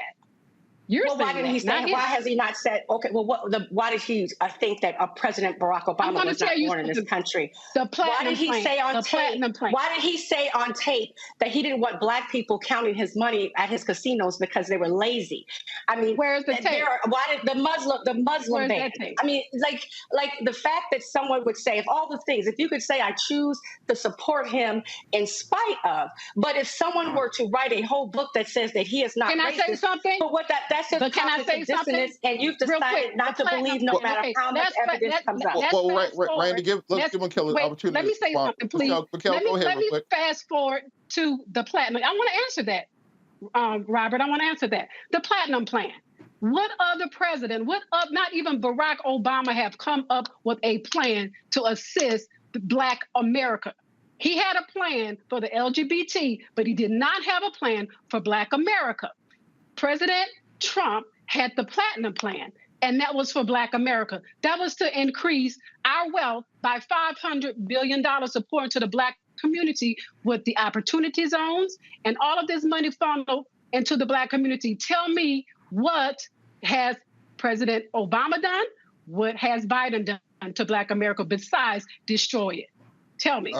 Mustafa, Now, how is that racist? Let's bring Mustafa into the conversation. Mustafa, do you have a statement or question? Well, you know, I worked in the government for a number of years, and when I left, I had to go through boxes and boxes to make sure that I was living up to my responsibility. So, sister, I'm just curious. You know, Donald Trump had a number of opportunities to make sure that the information that was supposed to make it back to the National Archives actually did. And I'm just curious, based upon your perception, why didn't he take advantage of that opportunity so that he wouldn't be in this situation now? Again, there is an investigation. We don't know all the details of anything. We don't even know if that's even true. You know, depending on everything regarding everything that has taken place in this presidency, how he has been tarnished, he has been blackballed, he has been everything thrown at him, and it all has turned out to be false. Let's look at what happened underneath President Trump's tenure, underneath his presidency. Look at the growth. Look at the stock market growth. Look at the economy that took place. Look at all of the wealth that poured into the Black community. Okay, so why is it that we would rather see him destroyed than to see him back in the White House doing the job for the American people, putting wealth back in our pockets, making us oil dependent? Mikhail, just real quick, it's not, Mustafa, I don't think it's asking the political question. He's asking the legal question. There's pictures of the boxes in the man's bathroom. You know, he admitted to it on tape. So even if you support him politically, if you want him to win in office and win the election, you still have the law, which is written. You have the pictures of him doing it. You have him saying it. What else? What other information would you need? All I saw just yesterday, President Biden admitting to selling state secrets and other important information. Now, what about that? Don't you guys understand? Nobody is going against him. Nobody is attacking him. Nobody is arresting President Biden for selling state secrets. He admitted to that on television. All right, Joe, do you have a question? I want to bring you in also. Quickly, I mean, you know, we'll have some objective disagreements about these things as pertains to what Obama did, that Trump did. He got elected twice, did get impeached twice, did get indicted twice, did get sued for defamation, but that's another thing. I'd be interested to know your thoughts about how Donald Trump would actually win a general election. I understand how he may win the primary, and some of us that think that Biden might be a weak candidate, whether he should be or not, are hoping that Trump wins the primary. But how does he win a general election when he lost the last one, didn't get the majority of votes the first time he did win, and that I don't know that his perception in terms of moderates and others that will carry him over the line, carry most folks over the line and win an election, I don't know that it's changed with him, even if he's strong with conservatives. Well, I mean, he's gotten more votes than any other president, period, okay, in history, but he still Other than lost, Biden okay? last So. time, right? Yeah, other than Biden. Well, and my thing is, that is up now. You guys are looking at, be honest, look at him. Look at him and listen to him. Do you believe that he was the most popular president? I don't know. I don't believe he was particularly popular, even as a candidate. I wouldn't disagree with that. I think he. Mikhail, remember, as the old saying goes, you run against the opposition, not against the Almighty. I think part of that was people voting against Trump as much as it was voting for Biden. But go ahead. I want you to respond to the question. Well, there were a lot of irregularities to the point where we can't even talk about it without being shut down and censored, and we know that there was something that had taken place that we can't even talk about, and you guys know that. And that's why you're asking the question, how will he win? Because we know that there's something set up already. But again, you're looking at the more that this man is being persecuted and attacked the more his popularity rises. The young lady just asked me the question. I mean, how do I believe, that he is more popular? I mean, you asked me that, Robert. How do I believe that he's more popular, ever since he's been indicted and charged and arrested? It doesn't matter, because the American people, you know what they want? They want their money back. They want their 401k plans back. This is what's going on. We are in a recession. We're seeing the gas prices go skyrocketing. People cannot afford. My mother cannot afford her mortgage anymore. She cannot afford her homeowner's insurance anymore. She cannot afford her anything anymore, because the prices are going way up. People are looking at their bottom line. They want their money back. And the only way to get that back is to put Donald Trump back in the White House. People know that. Well, just real quick, just for way of clarification, gas prices are down $1.20 from last summer. Inflation has dropped for 11 straight months. It's holding at 4%. If you want to talk about economic growth, we just had last month 357,000 jobs added to the economy. Unemployment is steady at 3.4%. The inflation rate is stable at 4.3%. The Federal Reserve has stopped raising rates in order to address the insolvency crisis that we saw in the economy. So I think that when we talk about these things, they have to be rooted in the current facts as they exist. But just before we go, because we only have about a minute left, to Joe's point, Donald Trump lost the popular vote in 2016 by 3 million votes. Republicans lost the midterms in 2018. Donald Trump lost the election in 2020 by 7 million votes. Republicans underperformed in the midterms in 2022. Who is the alternative to Trump that might be able to win or might be able to galvanize the conservative movement, particularly when Trump also has been indicted twice and is currently facing 70-plus felony counts? Well, as you can see right now, he is smoking all of his opponents in the polls. So there is no other person. And I just want to go back to the numbers that you just addressed concerning the inflation, that you said everything is down, but it's still not beneath the numbers that Trump produced. And you know that, Robert. You know that everything is still up. Gas prices are still up. People are still finding it hard at the grocery stores. I mean, we can't even buy, our coffee was $6.99. Now it's like $11.99. Still, I don't care what you guys are saying about inflation going down, prices are still high, and people feel it.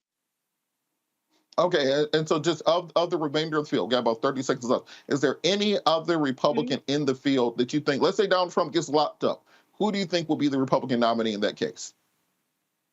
I don't have an answer for that, because nobody believes in anyone else but Trump at this point. I'm talking about Republicans. All right, how can people get in contact with you? Because I know we have a lot of conservatives listening who might be loving what you're saying. Oh, they can reach me on Instagram, Mikhail Bartholomew, or they can reach me on Facebook, Mikhail Bartholomew. All right, thank you so much, Mikhail Bartholomew. You're watching Roland Martin Uncensored, streaming live on the Black Star Network. We'll be back after the break. Black Star Network is here. Oh, no punch! I'm real revolutionary right now. Thank you for being the voice of Black America. All momentum we have now, we have to keep this going. The video looks phenomenal. See, there's a difference between Black Star Network and Black-owned media and something like CNN. You can't be Black-owned media and be scared. It's time to be smart. Bring your eyeballs home. You dig?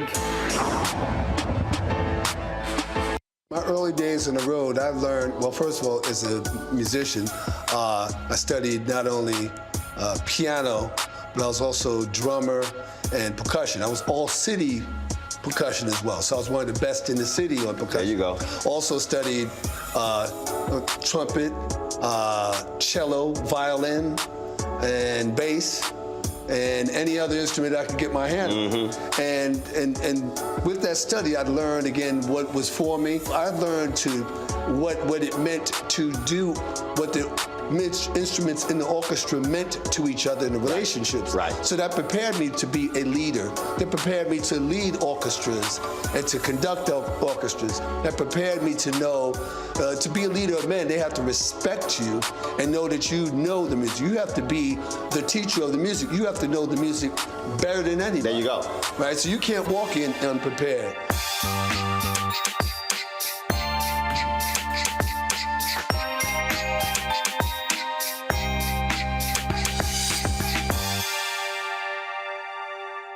talk about blackness and what happens in black culture, we're about covering these things that matter to us, speaking to our issues and concerns. This is a genuine people-powered movement. There's a lot of stuff that we're not getting. You get it, and you spread the word. We wish to plead our own cause.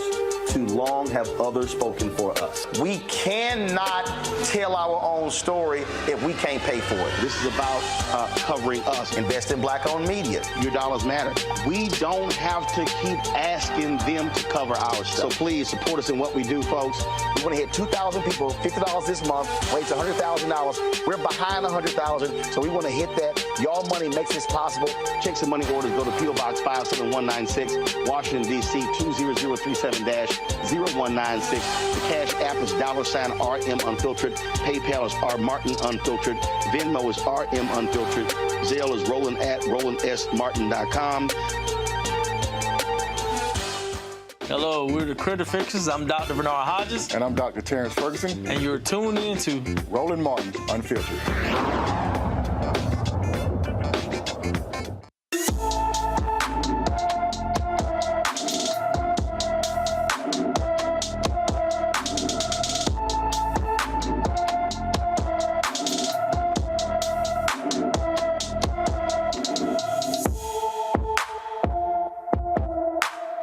Today on Black and Missing, David Ibila has been missing from his Cleveland, Ohio home since June 7th, 2023. The 15-year-old is 5'9" tall, weighs 145, with black hair and brown eyes. Anyone with information about David Ibila is urged to call the Cleveland, Ohio Police Department at 216-621-1234. That's 216-621-1234. And of course, we hope for his safe return home. That's why we focus on these situations and these cases of black children in particular who are missing, because the mainstream media is too busy chasing that damn submarine.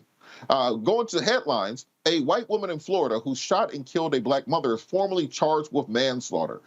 Susan Lawrence is accused of the fatal shooting of A.J. Owens in front of her 9-year-old son in Ocala, Florida, earlier this month.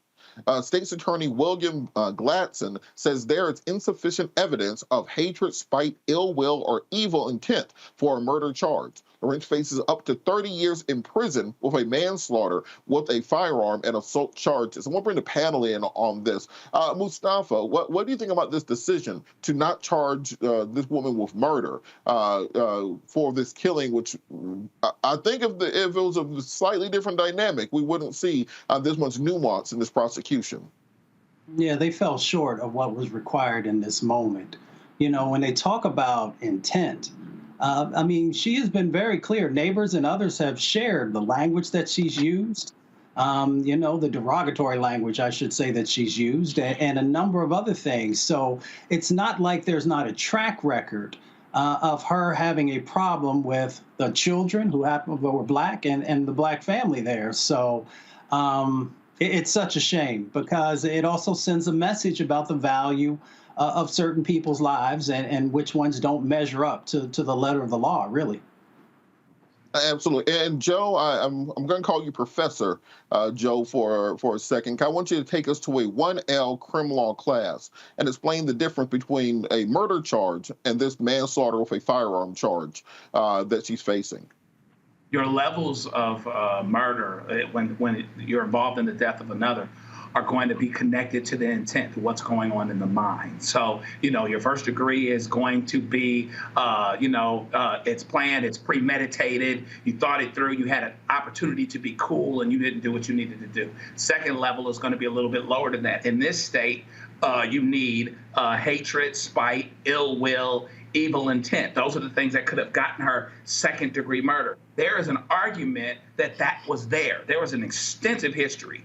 This woman admitted to calling children of color out of their names in this community. There was a documented thing between these folks, and so there's an argument that this didn't just come out of nowhere. There was no, lack of, oh, this is accidental, I was honestly protecting myself. No, you actually hated that woman, and that could rise to the level of what would get you second degree. Manslaughter is, well, you killed somebody, you were reckless, you were less than intentional and thoughtful, where you were cool and had an opportunity to do something else. I think there's an argument that she should have been, at very least, at the second degree because of the history they had, and she did it from behind a door. How much do you fear somebody? You can't be irresponsible with a gun and shoot through a door.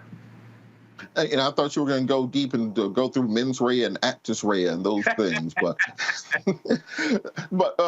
Randy, on that point, this is kind of the concept of imperfect self-defense, which often results in a manslaughter charge, as in you either misunderstood the situation, you responded disproportionately to a situation, but ultimately it was not you thought you were acting within the law to defend yourself, but you unfortunately were mistaken in that understanding, and thus now you have criminal liability, but not to the point of being murder.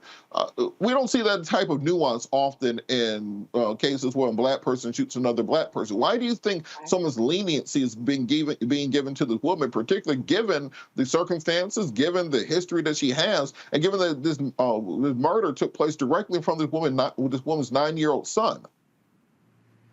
She's a white woman.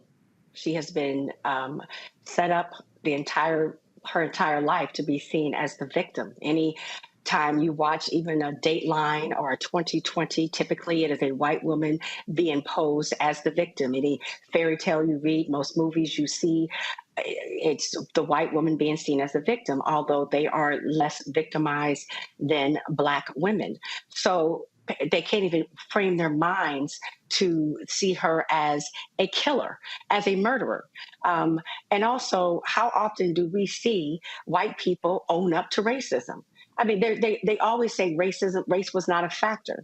So short of somebody wearing a KKK robe and burning a cross, it's very difficult to get white people to the frame of mind where they say this person acted on behalf of or from a hatred in her heart.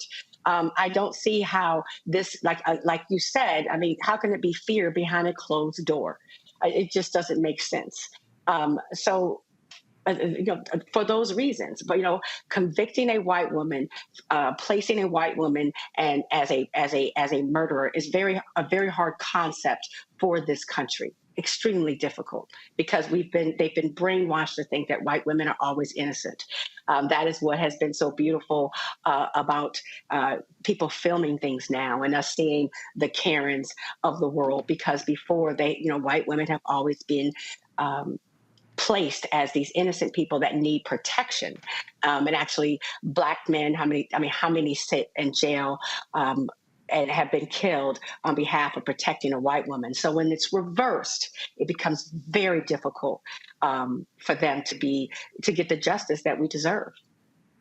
And Mustafa, how do you get to imperfect self-defense when this woman was inside of her house with a closed door, holding a gun, and there's an unarmed woman on the other side of the door with a child with her?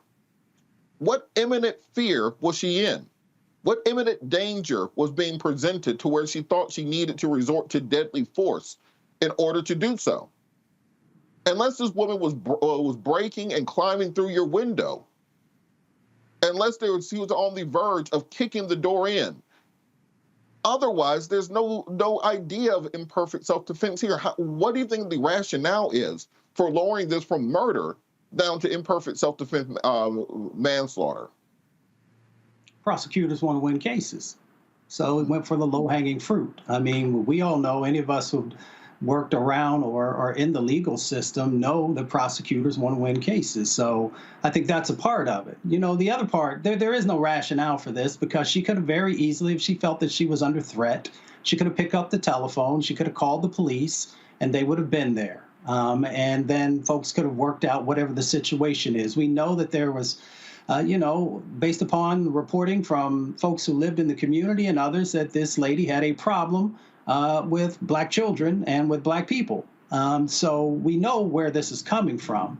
And then on the flip side of the coin, we understand that, the way that the legal system unfortunately still operates when it comes to the injustices that happen to us. And when our lives are taken, we know that in many instances, they go to the lowest common denominator in relationship to the charges that are going to be put forward. So that's why we have to continually stay engaged and pushing. And that's why folks have asked for legal reform in all of its forms and fashions. And we are not there yet. We have made some progress, but we continue to see these types of cases where it's very apparent of where there are disparities in how people are approaching the cases and the level that people want, whether it's going to be manslaughter or it's going to be, man two or whatever the situation might be. And I say this all the time in some of the police shooting cases, that at some point in time, somebody's got to go for the gusto. When either it comes to the prosecution or when it comes to settlements in some of these police shooting cases and other cases, people are not going to respect us until we finally, as Randy said, convict a white woman for murder of a black woman or a black man in this country. I don't think any of us can remember in our adult lives a case where a white woman's been convicted of murdering a black man or a black woman. It just very rarely happens, to her point. Similarly, in these cases, when we hear about families settling with cities, I understand we need the civil justice. Civil justice often is just as powerful as criminal justice in cases. However, I would just like to see one of these cases go to trial one day. I would like to see one of those cases go to trial and win and get punitive damages against a city. Because it's one thing to get tens of millions of dollars from a city. It's another thing to send the city into receivership, where they got to start naming buildings and roads after your family members because they can't afford to pay you off, where they got to start auctioning off statues to pay off the settlement against you. I'm talking about treble damages in cases for punitive damages. I want them to have to peel the gold off the dome here in Atlanta in order to pay off some of these judgments. That's what gets people to change, and that's why I wish the prosecutors went for the murder charge in this case. We're going to keep the conversation going on the other side of the break. You're watching Roland Martin Unfiltered, stream live on the Black Star Network. On a next, A Balanced Life with me, Dr. Jackie, a relationship that we have to have. We're often afraid of it and don't like to talk about it. That's right, we're talking about our relationship with money. And here's the thing, our relationship with money oftentimes determines whether we have it or not. The truth is you cannot change what you will not acknowledge. Balancing your relationship with your pocketbook. That's next on A Balanced Life with me, Dr. Jackie, here at Black Star Network.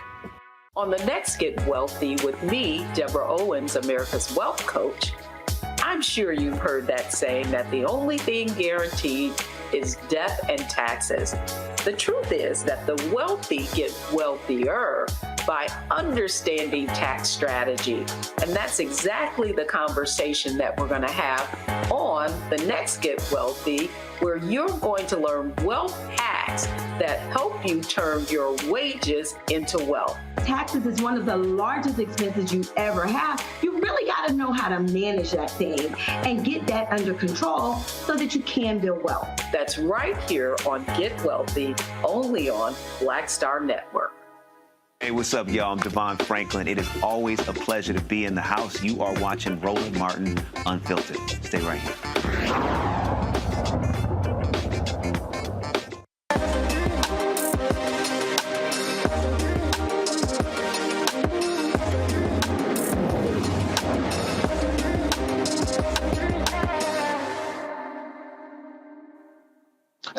In today's marketplace segment, there's a project to help a parent out during the pandemic has turned into a booming business for 10-year-old Jace from here in Atlanta. Jace's Lemonade offers a unique and refreshing addition to your events with drinks you can customize yourself. Jace, the CEO of Jace's Lemonade, joins me from Atlanta to tell us about his sweet business along with his mom, Kiara Adams. Jace, how are you doing this evening? I'm doing pretty good. This is a great business. This is a great idea. What made you think of coming up with a lemonade company? Well, basically, my dad gave me a project during COVID, And it was basically to start a lemonade idea. And when we went to try lemonade, and it wasn't that good, so I wanted to make my own recipe. So I wanted to make a lemonade business. So that's how we started. Okay, and so how'd you go about taking, a lot of kids had projects during COVID. A lot of kids probably picked up new things. How did you think of turning this into an actual business? Well, it's basically that we had online businesses, his dad and I, and that motivated him wanting to have one as well. So the project came about to come up with a business idea, and it's been rolling ever since. Well, that's outstanding. And Ms. Adams, I just want to, commend you, because I think often we don't talk enough about having great parents and how important it is to put kids on the right track towards this. What made you think to get your son into entrepreneurship so young? It was something that I wanted to do when I was a kid, but didn't know how. And as I became an adult and just learning and growing in society, I picked up things on the way. Again, I had an online business, and he wanted to have one as well. So that's how we stuck with the idea. That's outstanding. And Jace, can you tell me about the customization? How exactly does this process work for people buying your lemonade? Okay, so first you pick a size, and then so a super size is 32 ounce, and then regular size is 20 ounce, and then you pick a flavor. The flavor is many flavors. We have over 20 flavors. So you pick a flavor, and then if you want other stuff that have souvenir cups, that's fine. You can get one, and you can put the lemonade inside the souvenir cups. That's outstanding. And so, Ms. Adams, how do people buy the product? How do you market this and sell it? So I run the social media. We're on Facebook and Instagram at Jason's Lemonade, and we just promote when we're having events or if we're teaming up with someone. And I do that on Facebook and Instagram, and then I just started a YouTube as well. The YouTube is more of us going out trying other Black businesses and rating their food. Since we're in the food truck industry, we started with a tent with Jason's Lemonade, and we grew to a trailer. So, that's how we navigate throughout Atlanta. Well, that's great. I want to bring our panel in on this discussion. Joe, do you have a question for Jason, Ms. Adams? Yes. First of all, thank you for making me thirsty. It messed my whole situation up. I'm trying to drink water. Now I'm going to go look for some lemonade, and it's not going to be Jason's, so that's going to be a separate problem. But in any event, Jace, tell me about what you want to do next, man. I mean, you started with lemonade 2-3 years from now. What do you think you'll be selling then? Well, I want to sell more food, maybe. Maybe we can have more toppings for the hot dogs we have. Or oh man, you got hot dogs too? Yes. Yes, we do. Now I need a hot dog and some lemonade. Thanks. Good looking out. All right, Randy, do you have a question for Jason, his mother? I'm very impressed with what you're doing, Jace. What is your most popular lemonade that you have? You said you have over 20 flavors? Yes. To be honest, it might be the strawberry. Strawberry. That sounds good. Yeah. That sounds good. Well, thank you and best of luck to you. And Jace, what's your favorite flavor? My favorite flavor would be pineapple. Okay, so now do you guys mix? Can I get a half strawberry, half pineapple? Yes, you can. You can get multiple flavors. That's what I'm talking about right there. You got to know the market, got to corner that market. Mustafa, do you have a question for Jason, his mother? Yeah, well, Jace, congratulations to you and your family on this. I'm curious. So we're having a heat wave that's happening across the South, and of course, Atlanta is heating up. Do you have a plan to take advantage of this moment? Well, we do events every weekend, so sometimes we pull up in the local parking lot and sell, or we may have a booked event where we service everybody.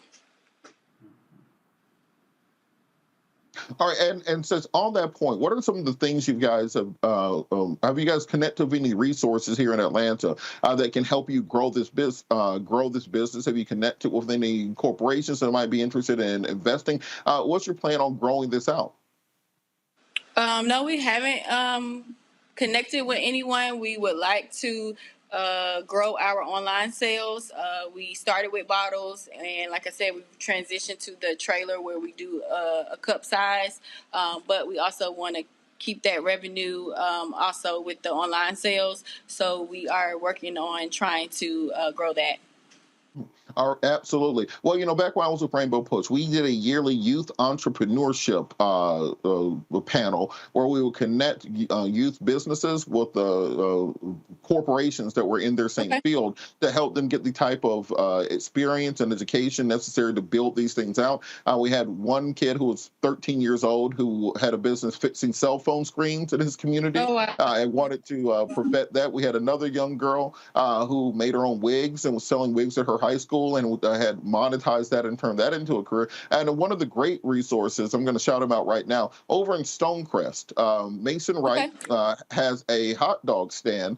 It started off as a hot dog stand on Morehouse's campus when he was 12 years old, so just a little bit older than Jace.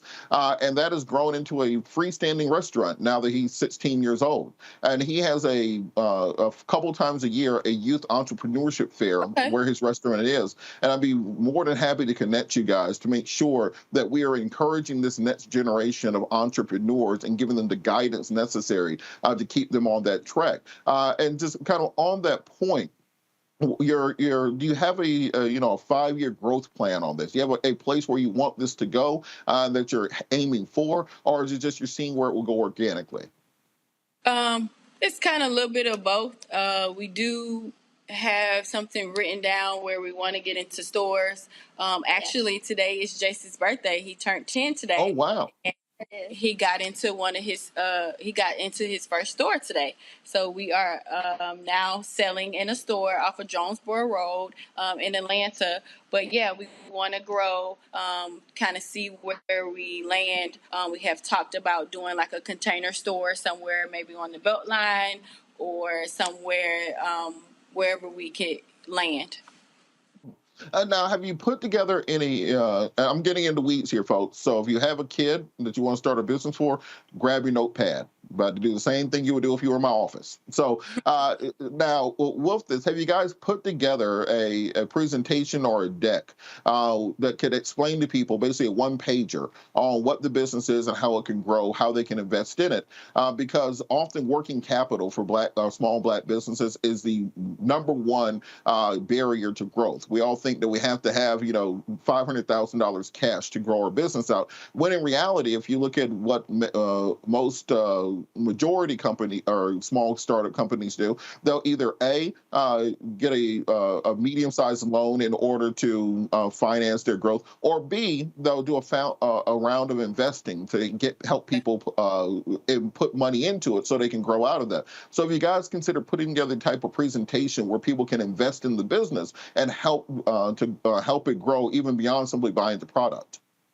We haven't done that, but I am open to it. I just don't know how. Like I said, we started. I didn't think it will grow as fast as it's growing. So we're just trying to learn as we go and get where we need to get to.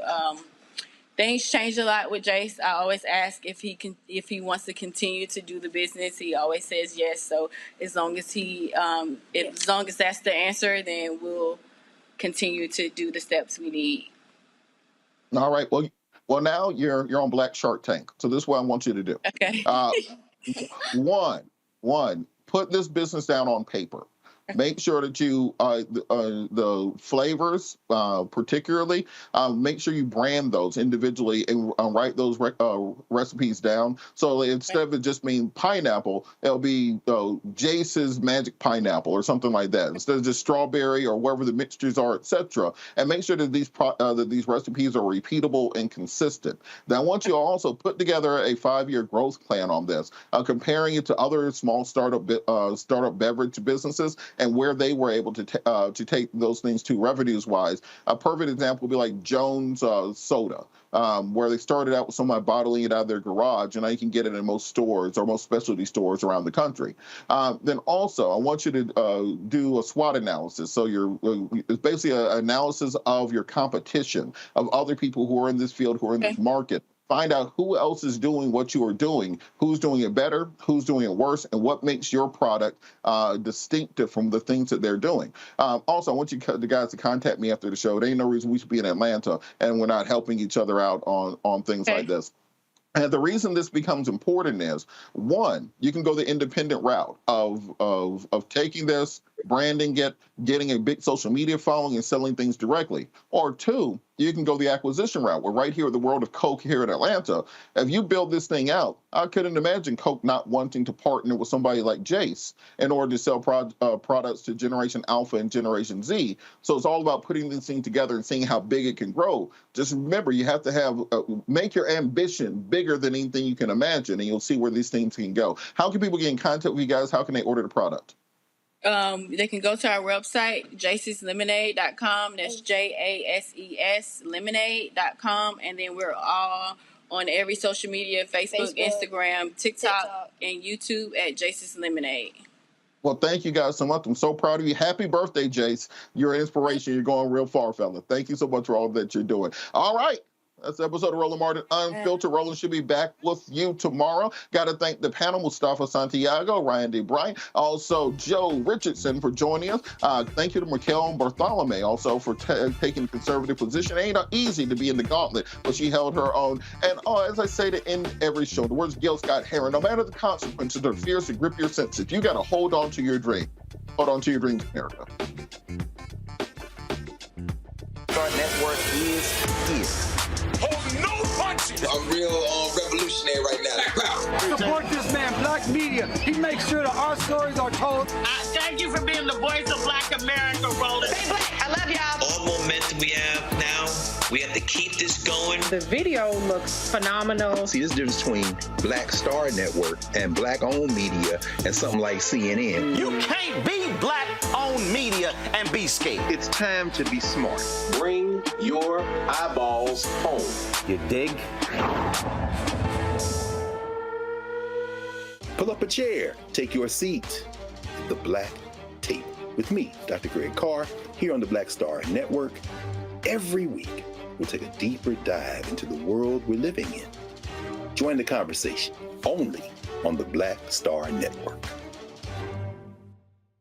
Hi, I'm Dr. Jackie Hood Martin, and I have a question for you. Ever feel as if your life is teetering and the weight and pressure of the world is consistently on your shoulders? Well, let me tell you, living a balanced life isn't easy. Join me each Tuesday on Black Star Network for A Balanced Life with Dr. Jackie. We're all impacted by the culture, whether we know it or not. From politics to music and entertainment, it's a huge part of our lives, and we're going to talk about it every day right here on The Culture with me, Faraji Muhammad, only on the Black Star Network. I'm Deborah Owens, America's Wealth Coach, and my new show, Get Wealthy, focuses on the things that your financial advisor and bank isn't telling you, but you absolutely need to know. So watch Get Wealthy on the Black Star Network.